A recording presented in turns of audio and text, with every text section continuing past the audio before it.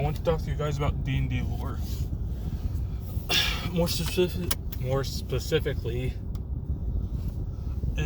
what I hope is an original idea for a clan of dwarfs who, instead of living in mountain halls or rolling hills or anything like that, live beneath a river in an endless desert. Perhaps the desert's not truly endless, but the sentiment would stay the same. As opposed to more mountainous dwarfs, darker hairs, and sturdier bodies with pale skins. The dwarves I'm thinking of would have more Middle Eastern skin tone, is the most appropriate description I can think of right now. With lighter hair and curlier beards than what most people think of for dwarfs. Their hair, through natural selection, would be, their facial hair at least, would be curlier and brighter colored, more thickly matted around the face.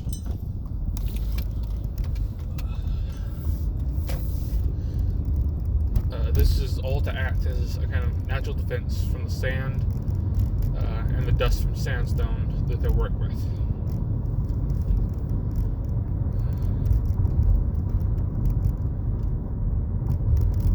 Their designs and work with stone would be of a more flowing shape than the normally rigid and edged shapes that you would think of with dwarfs.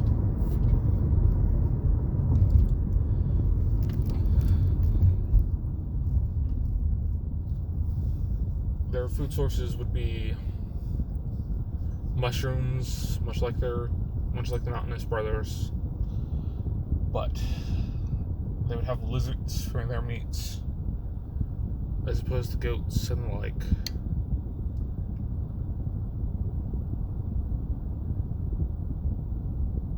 And they would focus on a scarcity of and importance of water as opposed to metal and gems.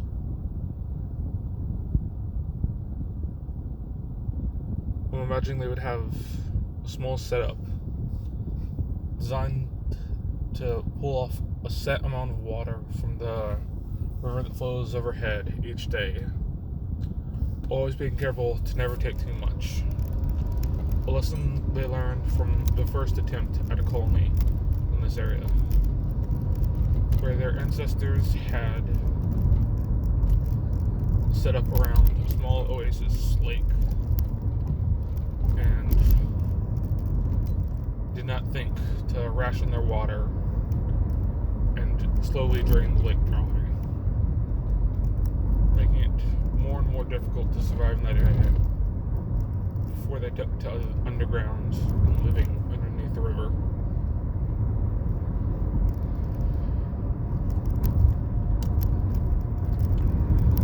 They wouldn't have deep bellowing fires as their forge, not wanting to make their area any hotter. For the sun in the desert will burn hotter than any forge if you leave it.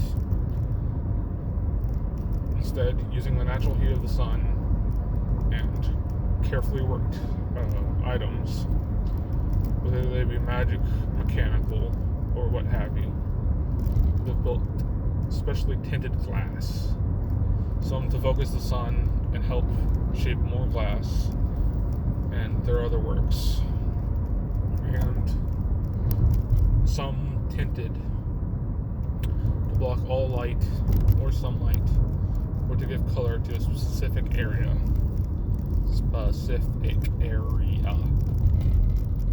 Sorry. I've done any voice training in a little bit, and I'm sounding a little off because of it.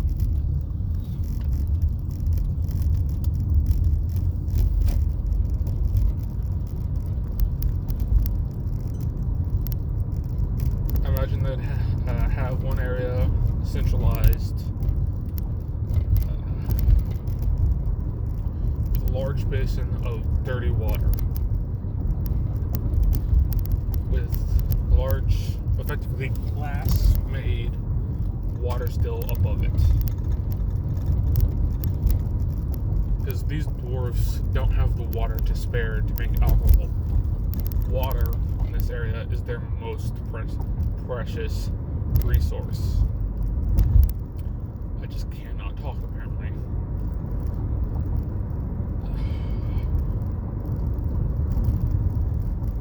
But they'd use glass built into the sands itself, kept clean through magic and might,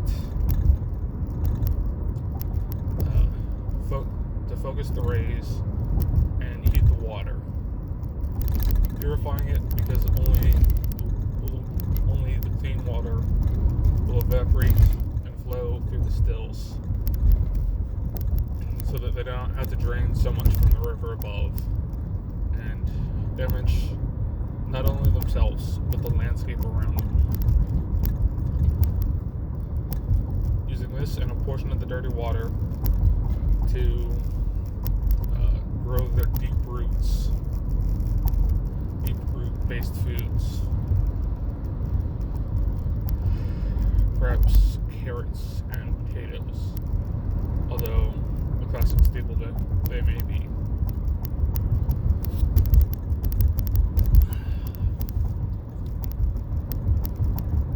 The lack of alcohol and metal caused some humans who travel on the river above to cross the desert to be confused on whether or not these are truly dwarfs, between being darker skinned and lighter haired with a thinner body so that there's less fat but also less muscle. These dwarves would be focused more on stealth and strength, on fluidity and dexterity over being the unmoving wall that most dwarfs would find.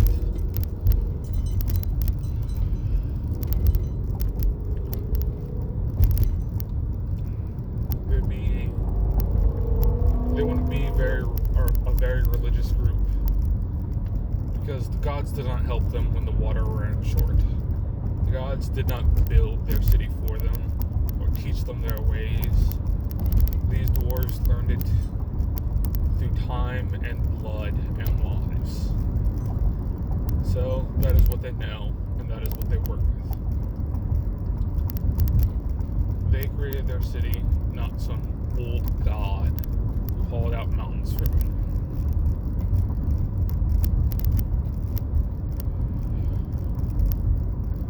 Both genders in this, of course, would have beards, as is sometimes depicted,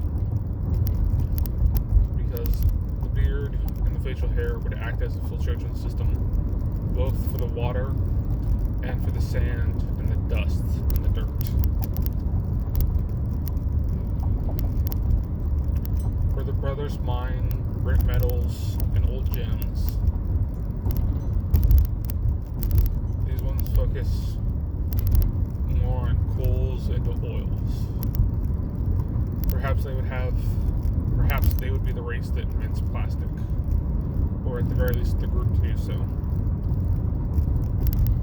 Their society would seem perhaps more like ours, as opposed to the more fantasy style that most races get.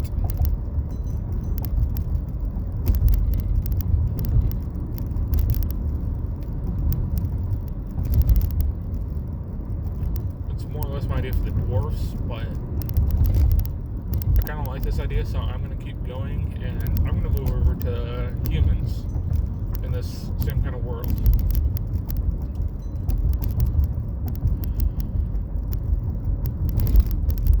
Perhaps the humans here live in hill land, or the valleys of mountains.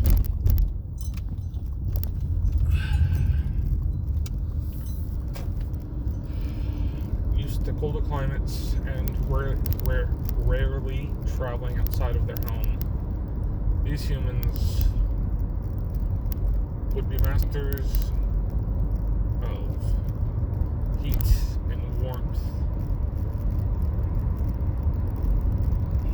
becoming nocturnal out of necessity, for a bright light upon pure white snow can be blinding. So these humans would operate more at dawn and dusk, as there is still light what is fading, and the world is not the blinding light from snow blindness.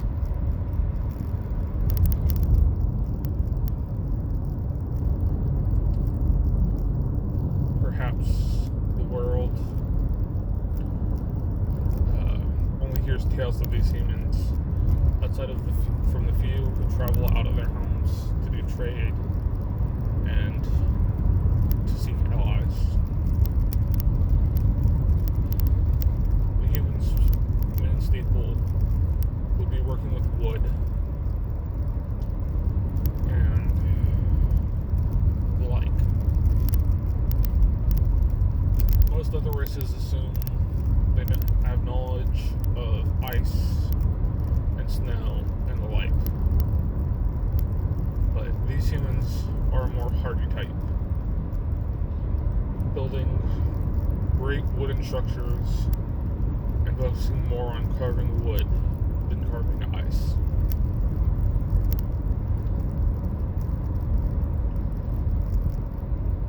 Their primary medium, I guess, would be old and aged pines, planted there in times forgotten by the first settlers, perhaps, or perhaps even older. Trees taller than the mountains themselves, and older than anyone knows, would be these humans' homes. The ones that are old and have died have been hollowed out when they could be. The insides being turned to houses, while the wood taken from the inside used for fire and for heat and for trade when needed.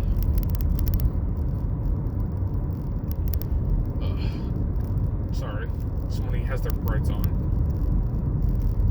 It's making it hard to see.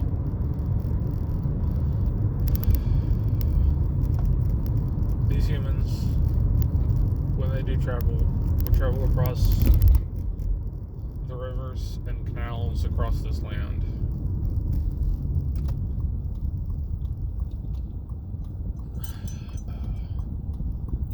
Because all of the rivers originate from their area and the snow caps upon their mountains. The area they live in would, for all purposes, be a tundra, being surrounded on most sides by mountains. But the area would be colder than usual due to being on the elevated ground, more or less halfway up the mountain from any other perspective. This, along with falling snow and ice and other such entrapments, I guess, would create what would look to be a beautiful winter wonderland. Beautiful, white, and perfect until you attempted to live there. Then you learn the hard truth that a frozen desert is still a desert.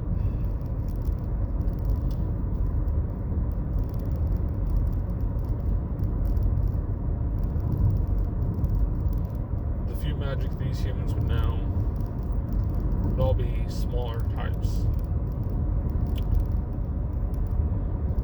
Perhaps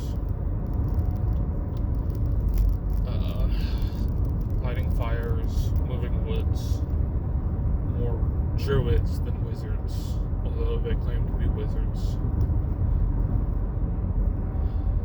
they would not move into the mountains for fear of what lives within the mountains. For in the mountains would live kobolds and dragons, young and old.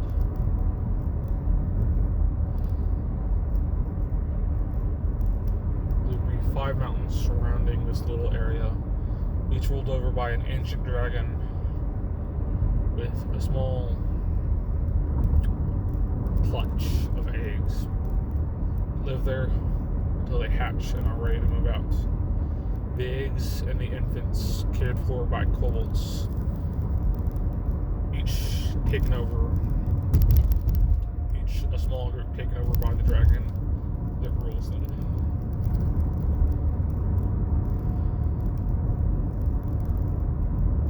Two would be silver dragons, calm and peaceful, both female silver dragons. One having been there since the gods roamed the earth, only a couple thousand years old themselves, while the other has lived there since the first age and is more ancient and wise than any other being can understand, and is perhaps one of the first and oldest silver dragons on this planet. They keep their kobolds in line, not through death and dismemberment as the others do,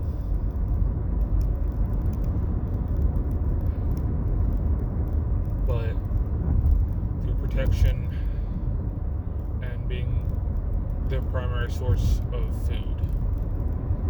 For it is much easier for a dragon to hunt than a kobold. Kobolds that work for these 2 silver dragons would be smarter and more refined,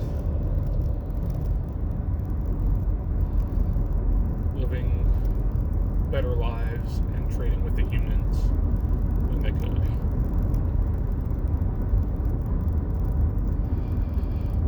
One of the other 3 would be a white chromatic dragon, hiding from the silvers.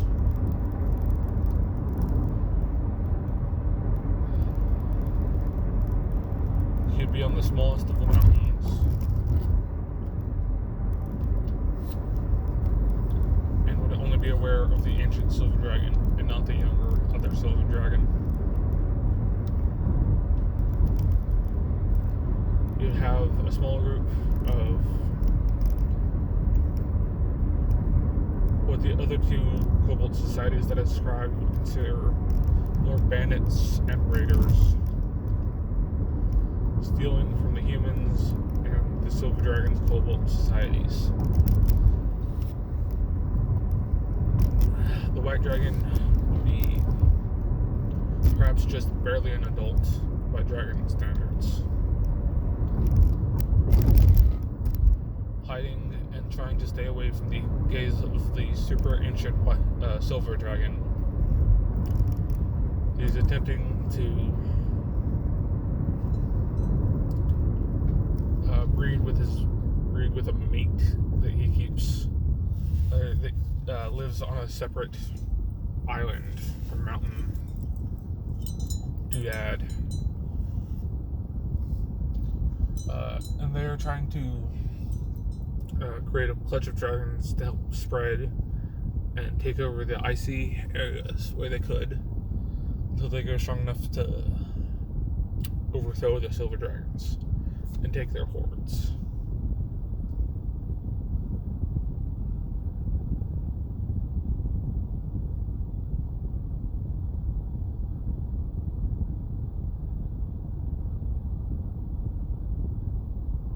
The 4th and 5th dragon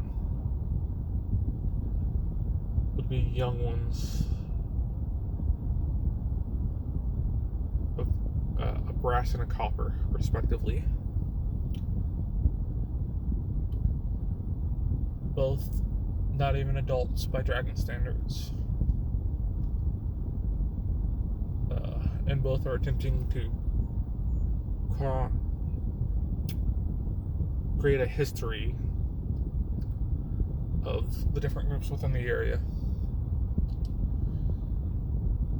The bronze of the humans and the dwarfs that live in these lands, while the copper attempts to learn and... Sorry, this person's really annoying. The copper would be trying to learn and know about the silver dragons that live in these mountains. Mostly taking on a human guise and living with the humans themselves as some far-off traveler come to study the dragons while the bronze studies the humans. These two would be friends, I think. Met in their youth, perhaps just after they took from their nests. They each tried to claim the same medium-sized mountain. Decided to split the mountains between the two when they learned that the other did not have hostile intentions to the area around them.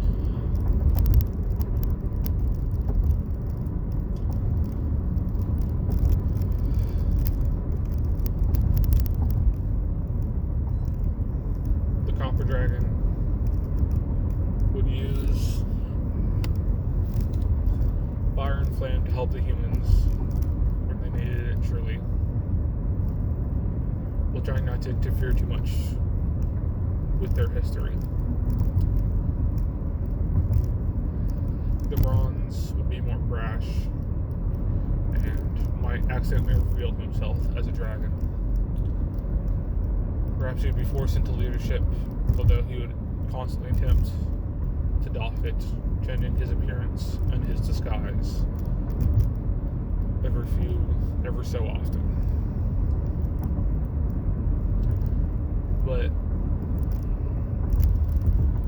due to his brashness and not a lack of intelligence per se, but his more open nature, I suppose, would oftentimes accidentally reveal himself by speaking to an old friend who is barely alive still.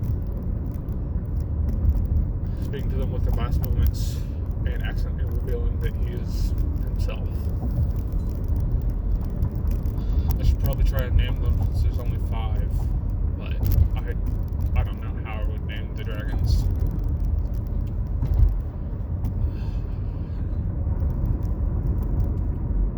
And perhaps the only green and luscious area on this land would be a small area of hills on the far side of the desert from the mountains. Persistent mostly off of seawater and harsh rains,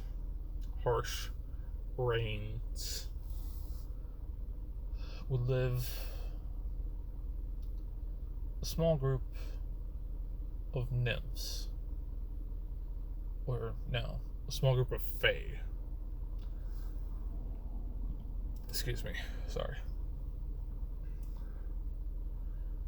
Using what magic they know to keep this area green and peaceful.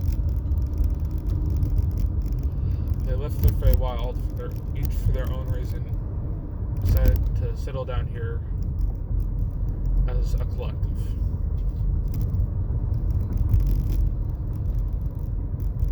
Their magic in nature causes strange plants to grow, some helpful, some harmful, but the humans will travel up and down the river on occasion to trade with them. Perhaps stopping at small posts set up by the dwarves and occasionally trading with them as well.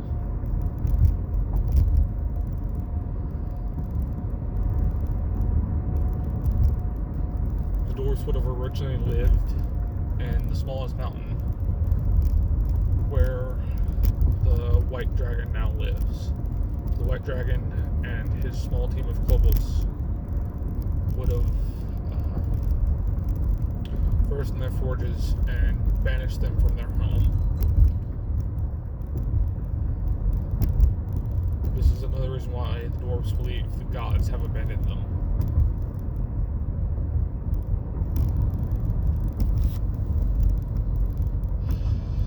The Fae that live in the Hilllands will live in an eccentric mix of burrows and plains. Small ones making homes among the flowers, the larger ones making homes. What you would see, like what you would think of a human would make, but in strange colors and out of odd materials. There'd be a small group of perhaps even less than 100, led by an old archfey who's waning in power. Not due to an old body or ancient curses, but simply because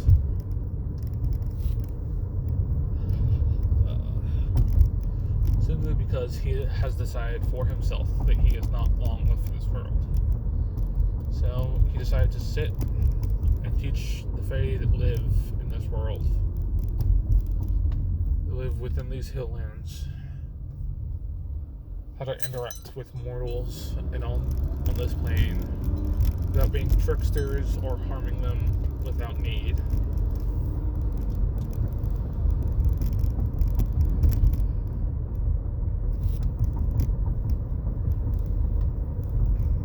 The Fae would be perhaps the primary magic users of this continent.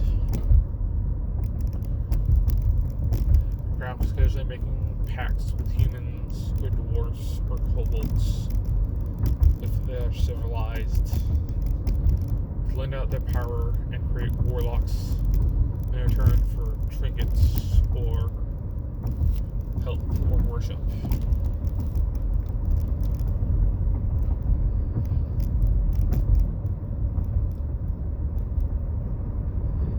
The Fae would be seen as kind but odd by the denizens of this. Let's say this is a continent.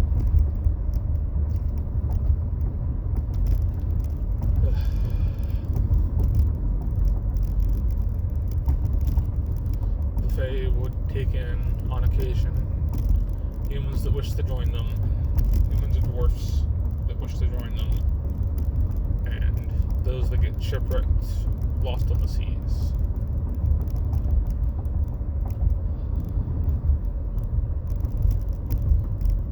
The Fae would rarely, if ever, travel outside of the lands, aside of perhaps to speak to the dragons. Sure, even the Fae know not to attempt to demand ancient dragons come to visit them, but instead know to go and visit them.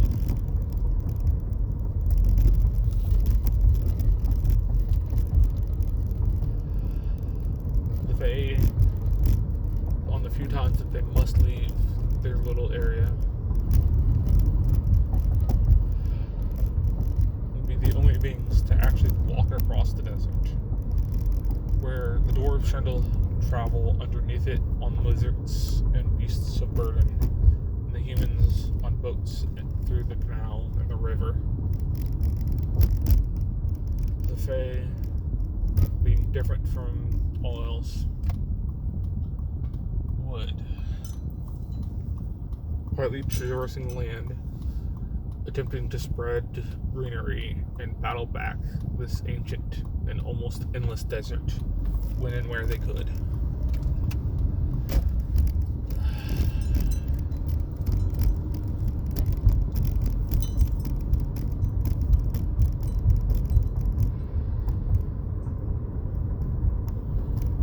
Yeah.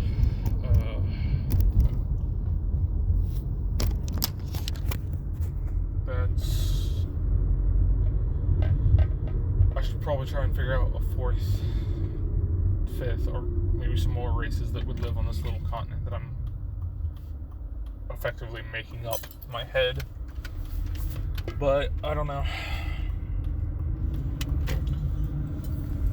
I've kind of got nothing. So this is where I'm going to stop it for right now. Thank you for listening, if anyone's even been listening.